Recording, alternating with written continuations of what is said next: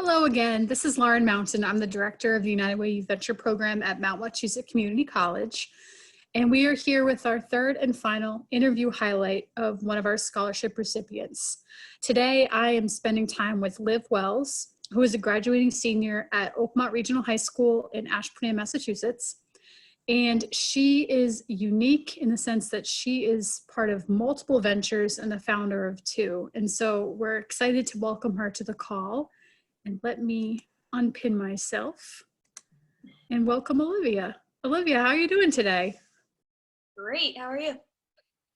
Good. Thank you so much for making the time to join us. And your name is Olivia. From now on, I'm going to call you by your nickname, which you prefer, Liv. So welcome.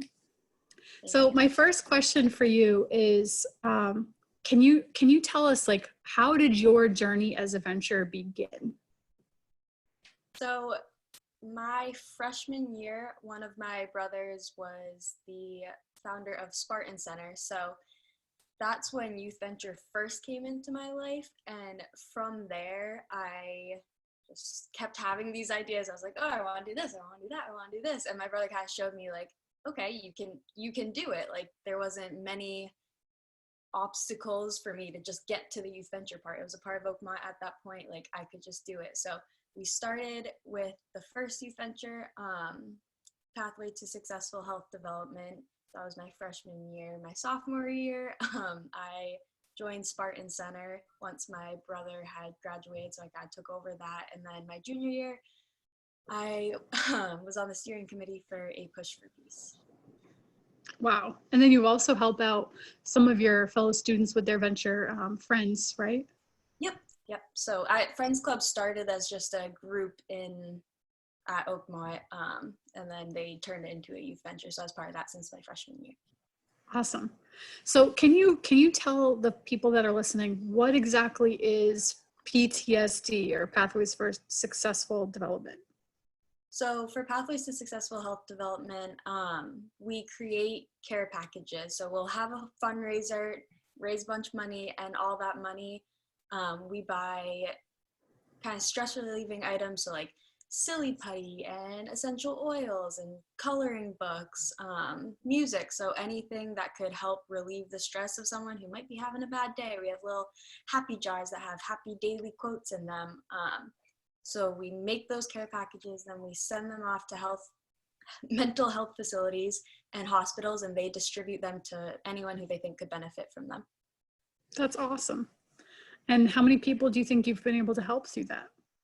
I know that 120 went out to a facility in Cambridge, and then I think we sent 50 to a hospital. I don't remember where, but somewhere. Are a part of this? Are service dogs a part of this?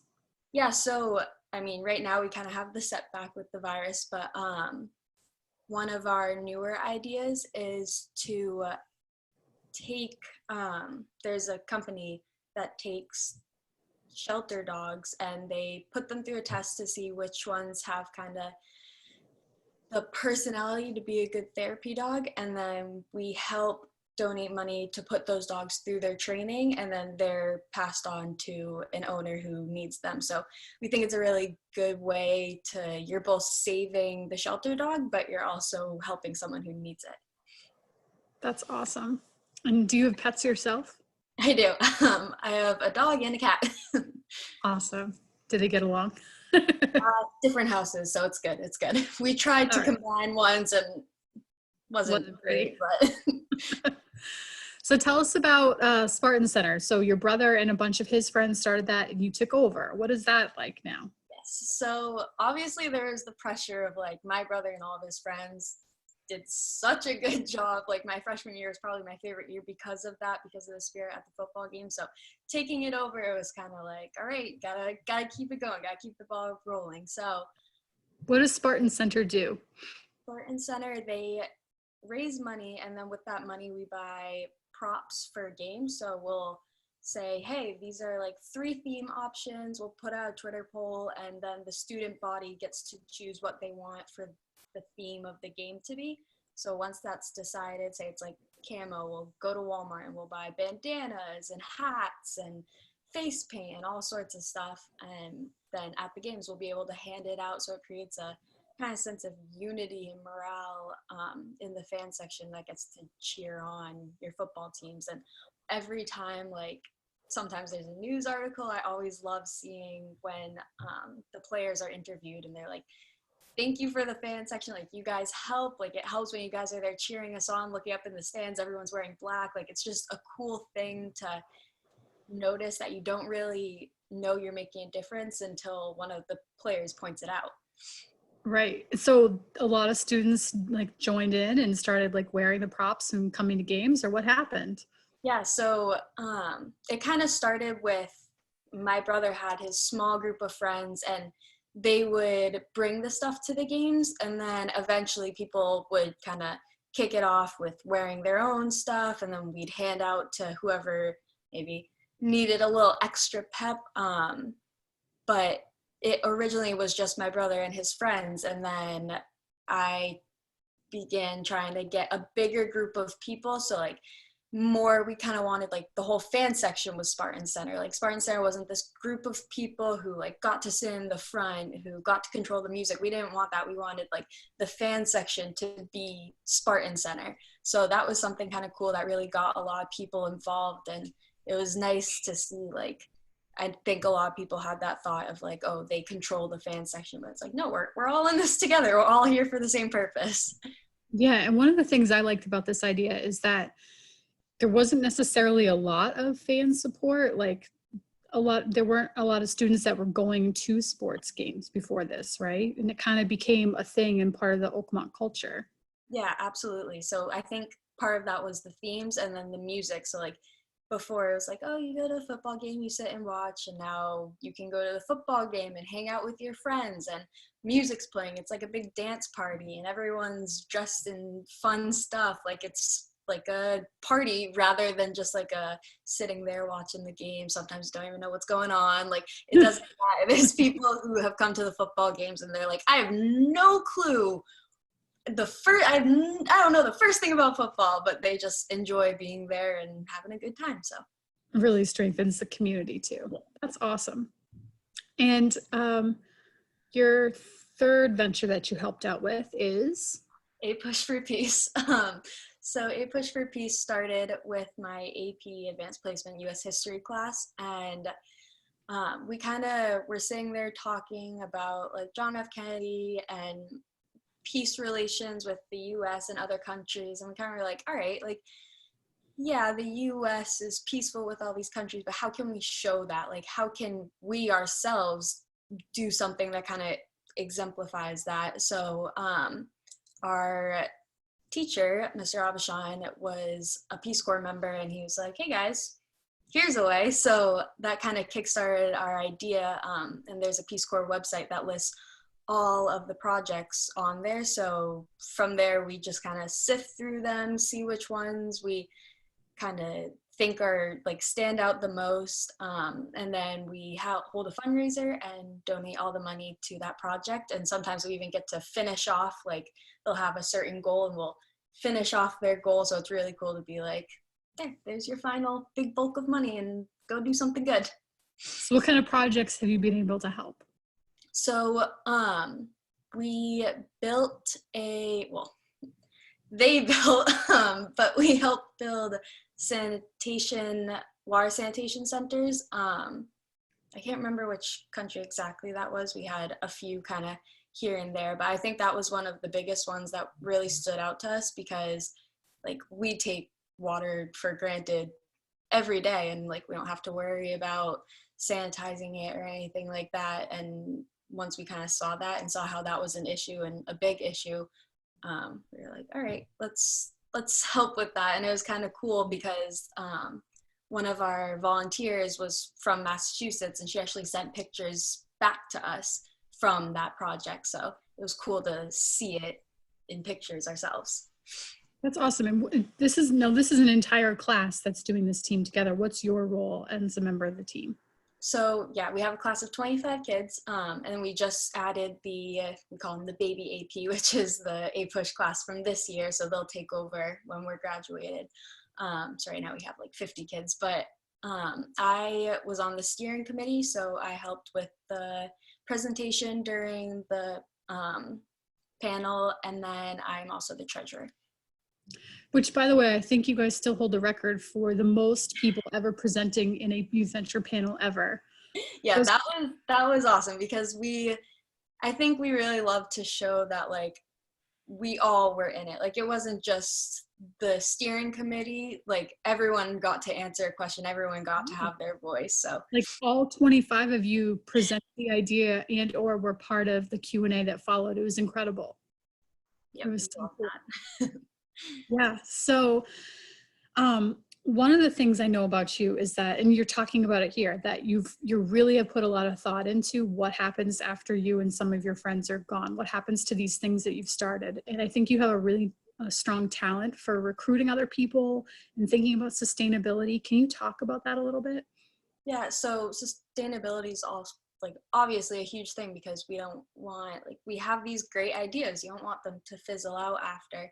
So kind of what I focus on is like getting school events. So we have like our community events, like PTSD has their trivia night, but we really want to focus on in-school events that kind of show like, hey, this is what we're doing. It's all about getting your word out, getting your message out, because sometimes you hold a fundraiser and people don't really know what it's for. So as long as you can get your word out and like just talk to people, like having a conversation with someone, hey, throw in, I'm in this group, I'm in that group, like you should try it out for once. Like it's fun. We have meetings in the morning, we bring donuts. Like it's definitely just make it seem less of a chore, because it's not a chore as long as you care about it, as long as you care about what you're doing and what you're fundraising for. People will want to join and people will want to take over after you, and you'll have those students that kind of stand out and will help you a little bit more. So I know for Spartan Center, like there's this one group of kids I know I can count on them for anything, and then you go and talk to them and be like, hey,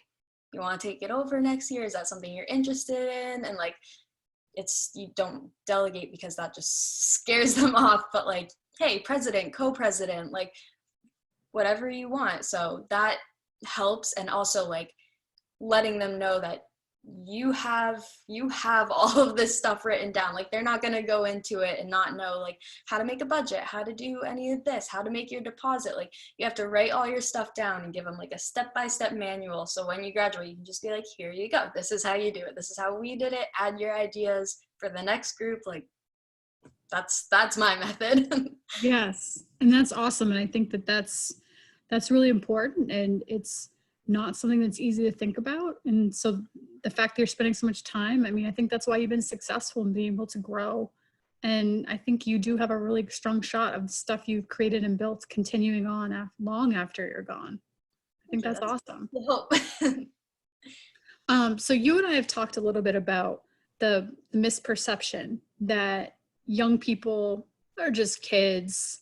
And that's something that, you know, we deal with that misperception all the time with the United Way Youth Venture Program. And our philosophy is if you challenge young people, they will surprise you every time with how amazing they are. This is your chance to get on your soapbox and tell them out there, all those doubters, I feel so strongly about that. Exactly. Yeah. So, I mean, my story, freshman year, like I'm barely a high schooler. Like high school is like your first step to your road of like life, like figuring out what you want to do for the rest of your life. So like being a freshman first semester, I'm like, I'm barely there. I'm still a little kid. That's how everyone sees me. But once you have this idea and you have the passion for it and you figure out how to express that passion, that's when people are kind of like, oh, like, okay. But then like, it's just tough because you go out and they don't know that you did the action plan. They don't know that you know how to make a budget now. They don't know that you have a president and a treasurer and a event coordinator. They don't know that the fundraiser's already planned out. You just need the people to go. They don't know any of that. So it's really important that you just keep pushing, like, hey, look at us. I know we're young. I know everyone thinks like, okay, your kids, yeah, sometimes they'll fizzle out, but it's about supporting your community, supporting that these kids are the people who are going to lead your future. Teach them how, teach them what works, what doesn't, what they need to do, and just help push them along. Like, yeah, we're young, but we're learning, and we need them to help us learn. And the more that they're there for us, the more that they're supporting us and coming to our events, like, the better we'll be for the future, the more skills we'll have even going into college. Like, I know I have so many skills now going into college that without Youth Venture I wouldn't have.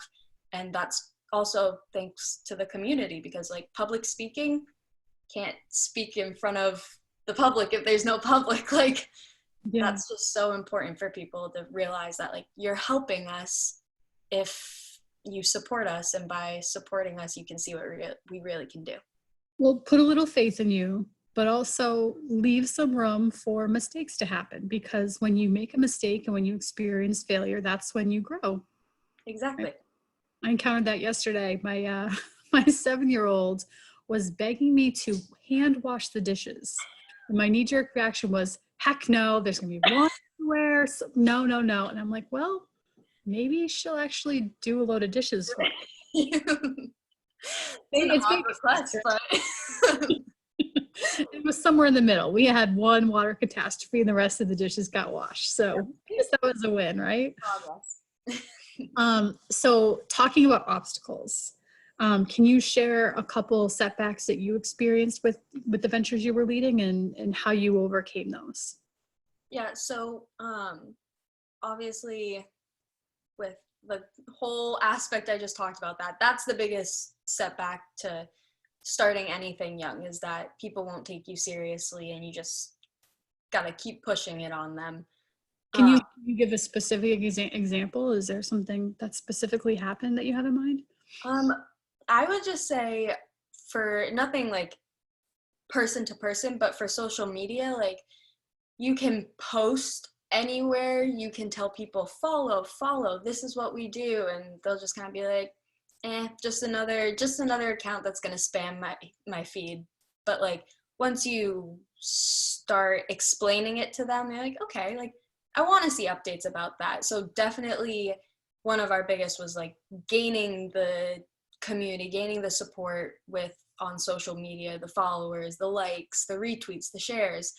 But like now with PTSD, we have our trivia event, and there's a big group of people there, which is awesome. And like, that wasn't true for the beginning. And then I'd say our second setback for Spartan Center was getting the fan culture appropriate. So we noticed especially this year, towards the middle of the season, like, everyone was getting a little too rowdy. It was becoming kind of disrespectful to the other teams. And as a fan section, we're there to cheer on and support our team. We're not there to bash on the other team. Like, we're just there to support ours, no counter. And we're there to lead an example for the middle schoolers, who they sit on the hill, we sit in the bleachers, but they'll be in the bleachers next year. We want to show them like what to do, how it is, how to support your team without being rude or making bad impressions. There's parents there, there's kids there, there's little siblings. Like, you don't want to be inappropriate and rude. Like, you just want to make it a good environment for everyone. So we kind of handled that. I held a meeting with the members in Spartan Center, because the members that were kind of making the experience not ideal, they weren't in Spartan Center. So I said, like, hey guys, like, now's the time to use your voice. I know that everyone has a good relationship, like Oakmont's really good, like students are all really close with each other. So I'm like, if your friend is doing something that maybe they shouldn't, you need to make sure you speak up. Like, that's part of being in Spartan Center is, yeah, you have the fun, you blurt out the themes, like you cheer, you chant, but the other part is making sure that other people can do that and other people aren't uncomfortable, because there's things going on that just are uncomfortable. That had to have been very uncomfortable for you to have that conversation with your peers. It was, but I think everyone there understood. I think they saw it coming too, so that helped. And I had a lot of people backing me up on it. It was just a matter of saying it.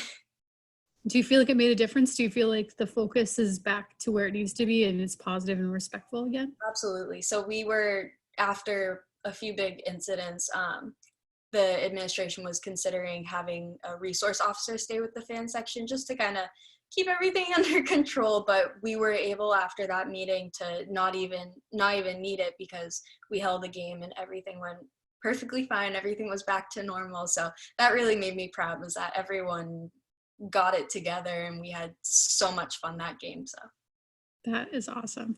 I want to share some of the pictures that you sent to me and just have you walk us through what we're looking at here. So if you can see my screen, what's this first picture we're looking at? So this was my first showcase with Pathways to Successful Health Development, and that little puppy on the floor, that's Rolo. He was a big part of our inspiration. So he is a therapy dog, and he was at an event once, and there was a man in the corner. He was crying, he had PTSD, and the event was a little overwhelming. So Rolo, not even on duty, he just went over, started licking his face and made him smile. So I thought that was a important picture to throw in there with our little mascot. That's awesome. Yeah, I remember the dog was like the hit of the entire show that year. Oh yeah. So this one is a push for peace, right? Yep. So that is my whole entire AP history class. And that was after our first donation made to one of the Peace Corps projects. I believe that was a Peace Corps project in Zambia that we donated to. So Yep. that was, at the end of class, we all kind of decided, like, all right, this is where it's going. And Mr. Abishon somehow had the youth venture flag. And we had our big A push for peace, and the dollar amount, there I am. There you are. And there's our youth Christmas. venture intern, Caitlin Murphy, Yep. graduating this year too. And some of us are wearing our A push for peace shirts, but I guess not everyone got the memo. We're not quite uniform, but Awesome. Oh, and this is Jack, right? yep, Jack Tovia.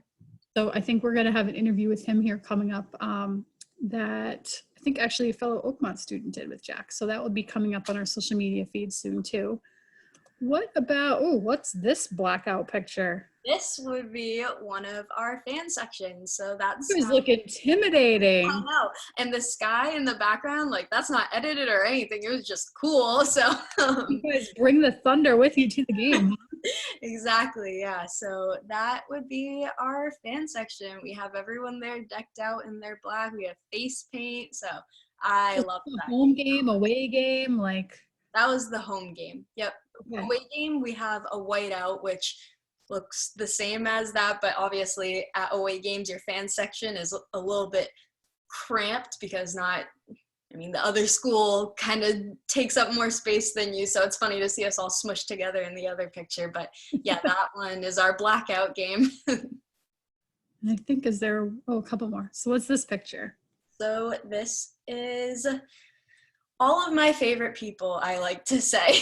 But the reason I put this picture in was just to show the support I get from my family. So like my brother, he was there also for Spartan Center. That was my freshman year. So he was there at the showcase as well. My dad came just to support. My mom's somewhere in the background. And then my other brother, he was at college, but I got a solid text message and a phone call, like, go get him tonight. So that I wanted to put that picture in to just kind of show that my family rocks. Yep. And this is Phil Grzwinski, who was the longtime United Way president, who retired just about a year ago now. Yep. So.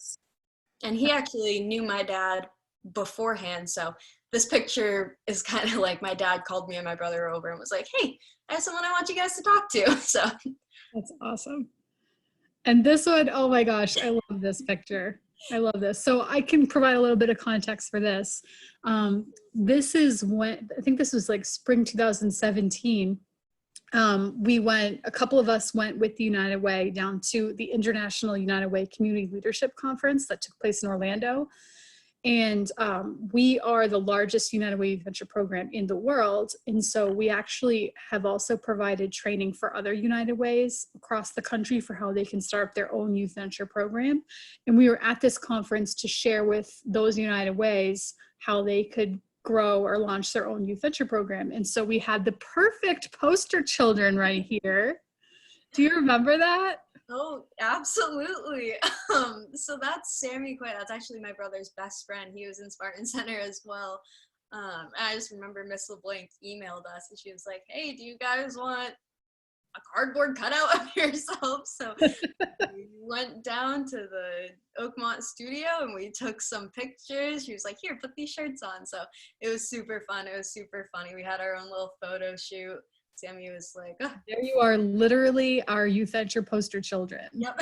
And then that cutout was in Oakmont's guidance department for probably like a year, maybe a year and a half. And every time I'd walk in, I'd just see like me and Sammy's big faces up there. I'm like, ooh. And nobody drew a mustache on either of you. I know. Too high to reach. Also, and for those people who are looking, this was actually almost life size. I think it was probably went up to like what, your ear? Yes. Fake you went up to your ear, so it was pretty big. Yeah. That's awesome. Thank you so much for going through those. Of course. I do have another question. Well, three more questions for you, I guess. One is kind of like my own personal curiosity. So I have 2 children of my own. For parents and guardians out there that may be watching this, like, how do you raise a Liv? How do you end up with someone like you? What do you think your parents did that resulted in not 1, but 2 change makers in the family? Like, what were some of those things that helped you to become the person you are today? Support your children. That is, my parents have been there through anything. They are there to tell me, hey, you're doing great. They're there to tell me, hey, you're not doing so great. You need to be brutally honest with your children and you need to support them. That honesty needs to be part of the support. You just need to teach them to keep pushing, keep pushing. That's what my family has taught me. Like, yep, you're gonna have some setbacks, you're gonna have criticism, but if you know what your goal is, you have to do that. So you just, I can't even express just how important it is to support your children and be their example. Like, my dad is super active in the community. My mom's super active in the community. She's in the schools. My dad is on the UWYV Foundation. So he is there showing me like, hey, I'm doing something for the school. My mom's there, hey, I'm doing something for the school. My brothers, hey, we're doing something for the school. So you just need to lead an example to show that you can do it and you can get involved. Because I know that if I grew up in a house where everyone just kind of sat there and did their own thing, and like my brothers, if they didn't play sports, if they weren't involved at school, if my dad wasn't involved in the community, if my mom wasn't involved in the community, I would have taken after that. I would have been like, okay, I'll just sit here and do my homework. So I think it's important to lead an example for your kids as well and show them that this is what you can do. So do it. Shout out to mom and dad. Shout out to mom and dad and brothers. Yeah. Siblings are important. They're for the criticism. So this might be a segue, it may not. Is there somebody that you feel really made an impact on you that you haven't had a chance to thank? So I would say 2 teachers, Mr. Abishan and Mr. Ethier. So Jeff Abishan and James Ethier. They, I would say, know the most out of all of the teachers in the school about my involvement and my passion for all my ventures and even groups I'm involved in that aren't ventures. And they are the ones that every time I just go with them with an idea and they say, yep, sounds great. You can do it. And if there's a setback, I say, hey, I think this is how I'm supposed to handle it. Can you tell me if that's on the right track? So they're there to support me through anything. They know what I'm passionate about. They know the most about me. Like, they wrote my recommendation letters because I just know that they know what I can do and they believe in what I can do. Like, totally 100% have no doubt in me, like just complete faith, and that I would love to thank them for. So I hope they That's see. awesome. And sometimes teachers don't hear that after the fact, how special and important they were. So Mr. Ethier, Mr. Obashan, thank you. All right, so my last question for you is, what is next for the world of Liv? For the world of Liv, I am going to Endicott College next year, so I'll be majoring in marketing and minoring in graphic design. I might play rugby. I might join the dance team. I don't know. My brother played rugby. I liked it. So I hope that I can keep the ball rolling, keep what I've done going. Even in college, I'd still love to go to the PTSD trivia night. Like, I love that kind of stuff. So I hope I can do that in college as well and maybe start something there. I know my brother always says at Endicott, if there's not a group for you, you can make it. Why did you choose that direction of marketing social media?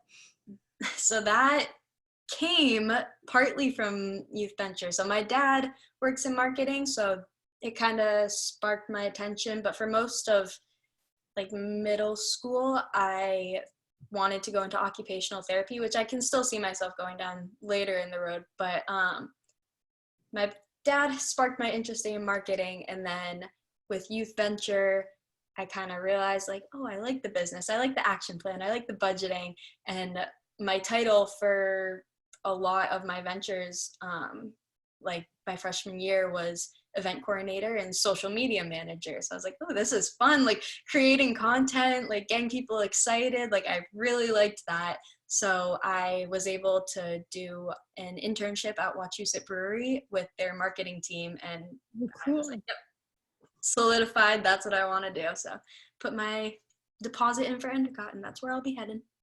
So were you part of this latest news from Wachusett that there's the brew that's going to be supporting United Way? I think it's the Glory IPA. No, yes, I did see that, but my internship ended at the end of the semester, so like January. Oh, okay. Cool. Well, that's awesome. And I bet you're gonna rock it. You're gonna absolutely rock it. I hope that you have some downtime and you're able to like relax a little bit before you switch gears to college. But if I know you, I know that you definitely thrive off of solving problems and you're really good at seeking out things that need your special kind of talent. So we are grateful to you. And I just want to say that once a venture, always a venture. So we will always think of you and consider you part of our Youth Venture family. And I hope you'll stay in touch and give us updates over the next few years and beyond. Absolutely. All right, Olivia, it was so great to talk to you. Thank you so much. Thank you.